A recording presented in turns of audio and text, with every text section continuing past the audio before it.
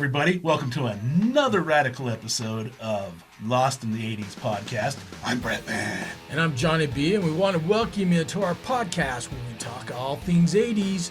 And right now, we are talking about 80s TV shows. That's right. And boy, we touched on this in our pilot episode, our favorite TV shows. That's right. Today we're talking about my personal all-time favorite from the 80s. Some little car show. Yeah, some guy that liked to show off his chest hair. Yeah. Wear sunglasses that were horrible at the time, which is my tribute with the sunglasses today. Gosh, I can't remember the name of the show for some reason. It's like it's right in front of me. Yeah, was it Knight Rider? Knight Rider, yeah, that's it, yes. Exactly. That's Hoff greatness right there, man. Exactly. Oh, Knight Rider.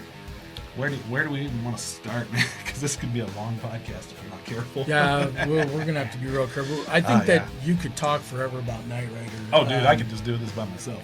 But I did want to mention that for forever in my heart, Knight Rider will be joined with A-Team, though. Because I'm good with that, bro. A-Team came on first, and then Knight Rider came on second. That makes for some good TV watching. Oh yeah, that was incredible action TV night. And I remember that I was just getting, in the 80s, they give kids a lot more freedom and stuff like that. So my parents would leave us alone. They would go out and go to football games or go out to dinner or do whatever they were doing, and they would leave us home. And so that meant it was a night of A-Team, Knight Rider, Love Boat, Fantasy Island, all these different shows, but obviously Knight Rider was one of the highlights of that. Yeah, it was awesome. It was one of a kind at the time. It was one of a kind until the knockoffs started coming on later on, Airwolf and Street Hawk. Yeah. But that's okay. We'll get into that a little bit later. That's right. But we should dive right into this show. I think we got lots. So this was created by Glenn Larson, who was famous for a lot of 80s and early 70s shows, Battlestar Galactica, Buck Rogers in the 25th Century, but notably I almost called him Knight Ranger. Knight Rider. We already talked about Knight Ranger. Knight Rider, starring David Hasselhoff as Michael Knight. That's right. And boy, I think the underlying premise of the show was awesome. Here was this cop who was undercover, gets shot in the face, if I remember right, and was saved by a steel plate he had in his head that was from a Vietnam injury. Yeah. And they did some plastic surgery, and he looked like a young Wilton Knight, the head of the Knight Industries. Yeah, because I remember in that first episode, it's not David Hasselhoff. It's his voice. Yeah, it's his voice. The actor is somebody else. He kind of looked more like our second cousin Gary. Franchina. Sorry, Gary. There's a note for you, buddy. But anyways, he wakes up and has this new face and new identity as Michael Knight, and as he's talking to a dying Wilton Knight in bed. Yep. The underlying theme of the show the whole time is one man can make a difference. Exactly, especially when he's given a special prototype car that talks and can turbo boost and all sorts. You name it, it could pretty much do it, really. Exactly. To be honest. Exactly. But this show it started September 26, 1982, and went all the way through April 4th, 1986. So 4 seasons. As a kid, I thought it sure was a lot longer than that. Yeah. Which it could still be on to this day, and I'd be happy about it, to be honest with you. As old as the characters might be now, but exactly. I said, like, David Hasselhoff, this was really the show that shotgunned him into popularity, mainstream. Yes, it was. He was on like some soap opera before. I remember my mom always talking about him on some soap opera, which I didn't give a crap about then. That was did he become popular in Germany because of this show or because of his singing? I can't remember. I think it was a mix of both, but he became popular as a singer in Germany because of his notoriety and from this show, and then obviously, of course, Baywatch. He was very popular in Baywatch. I've never gotten into that, why Hasselhoff became so popular in Germany. I don't know either. He just did. But to his credit, he was a good-looking guy. And here he was on the show with this cool car. Yeah. So I remember, like, any TV appearance he made, I was like watching like the Tonight Show or whatever, just to see if maybe Kit would come out with him on some show. Yeah. Because Kit, the star of the show, Knight Industries 2000, That was the main thing. It's like the Dukes of Hazzard generally is kind of the star of the show. Kit was the star. Kit was obviously the star of the show with Hasselhoff. Hasselhoff was just his co-star, if you think about it. Did I tell you that I met Hasselhoff and Kit in person? No, I've met Kit, but I've never met the Hoff. Yeah, I met Hasselhoff when, again, at the height of the popularity of the show. So my sisters would dance, and every year they do this gigantic 4th of July show in Provo. Well, the Stadium of Fire. Stadium of Fire. And that year, my sisters were in it. And of course, I was just a young kid, and they said, "Hey, we need marker boys," because the girls would go out on the field and dance, and they needed the actual, like the 20-yard line, and they'd have these little, so we know where they'd be. Yeah, these little signs that we would set up on the hashtags. So, so my job was to run out before they danced and set up the 20-yard line, the 30-yard, so they knew where these were, so they'd go out and dance. And that year, the special stars were Mr. T, David Hasselhoff, Kit, and Miss America. I still remember. And so, you get there like a couple of days early so that you could practice. And while they were practicing, Hasselhoff, Mr. T, and Miss America were there, and they would come out on the field and do their thing. And so while I was there, and Kit would come out. And so while we were there, that's when I got to meet both Hasselhoff and Kit. Not that they stopped and really just talked to me, but they were there and everybody got to go, That's pretty cool. Yeah. Okay. So that was my experience. Nice. Yeah, I got to go to Universal Studios in 1985 when my sister was going to CSUN down in California. My parents and I, we all took her down there and kind of made a trip out of it. Go to Universal Studios, and there's this Talk to Kit thing. So I got to go walk out to it. My friends on Facebook, you can see me in my awesome sleeveless shirt and tube socks that I'm wearing. But, but I got to sit inside Kit and got to ask him whatever I wanted to ask him. And I got to ask him what it felt like to get hit by Goliath, which was that big semi that was made by the evil twin brother, Garth Knight. And he goes, "Well, how do you think it would feel? Be like you getting hit by a bus." Wow. And I just remember that to this day, that just resonates with me. Like, boy, Kiss was snarky that day. But at the same time, even though I knew it wasn't William Daniels who voiced him, it was a guy that sounded a lot like him, obviously. But it was still cool. I was like, man, I sat inside Kit, and I got to see the little voice modulator thing go while he's talking. I was like, wow, that was cool. As a kid. Yeah. I think one of the most bizarre experiences I ever had with Knight Rider is watching Knight Rider in Mexico in Spanish. See? Yeah, because it would, like, Kit would talk in the show, and it'd be like, "Michael, ¿dónde te vas a ir? Es muy peligroso para allá." I'm obviously not doing it's like a computer type voice. Right. And then Hasselhoff would be like, "Kid, ayúdame con este peligro. Necesito hacer turbo boost." And ¿Dónde está? Good buddy. Yeah. Anyways, it was quite an interesting experience to watch it in Spanish. I'm sure it was. I don't doubt that at all. Anyways. All right, we're reminiscing with our stories. We're reminiscing. So let's talk a little bit more about what was your favorite episode. Do you have a favorite episode? Well, I got a couple, but obviously for me, when they brought in Carr, the original prototype, the Knight automated roving robot. Yeah. Carr's Kit's evil twin is. Yeah. And he was just everything Kit wasn't. He was evil. He wanted to destroy things. Yeah. They brought him in for like 2 different episodes. And I was thrilled each time. Yeah. But conveniently, the second episode, he had a different paint job, and his light color was yellow all of a sudden. Yeah. Even though he was just found on a beach off a cliff that he defeated him on the first episode he was on. But yeah, and I remember one of my favorite parts was here's Carr sitting outside this building, and this security guard comes up to him, and Carr's scanning him. He goes, a pacemaker. And then he messes with the guy's pacemaker to make him have a heart attack or whatever. Wow. But I just remember it's like, man, there's 2 freaking cars that are like this in that world. Like, that's. And I remember one episode they were talking about them coming at as they were facing off because they had to get this certain laser underneath Carr's chassis to even blew him up. Otherwise, it's the immovable force hitting the immovable, irresistible object. Irresistible force hitting the immovable object. That'd just be this utter catastrophe if they ever collided. Yeah. So that one is probably my favorite. And then other ones, kind of the tie, is I talked about Darth Knight and Goliath, the big truck made out of the same material So Kit was made out of. And he was just, again, he was the anti-Michael Knight. He was all about him, you know, and his monetary gains, and why he was rejected by his father, while Michael Knight, this outsider, was given the keys to the kingdom, so to speak. Yeah, exactly. So he was the black sheep. And the only thing was, it was kind of like, you know, those episodes of Star Trek where they go to the alternate universe, and the only thing that makes them look different is they have like a mustache and a goatee. Yeah. And that's exactly what they. Oh, he's right here. Yeah, right here. There's Garth Knight. Right there. You can see his awesome little mustache and goatee.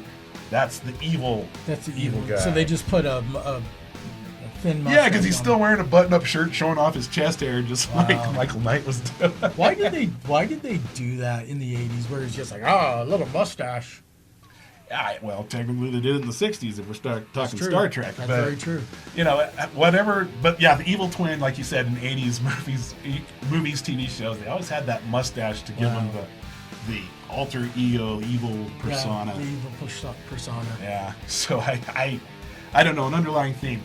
But I would be remiss to not mention the other cast members of Knight Rider. And I almost called him Knight Ranger again. You believe that? Knight Rider.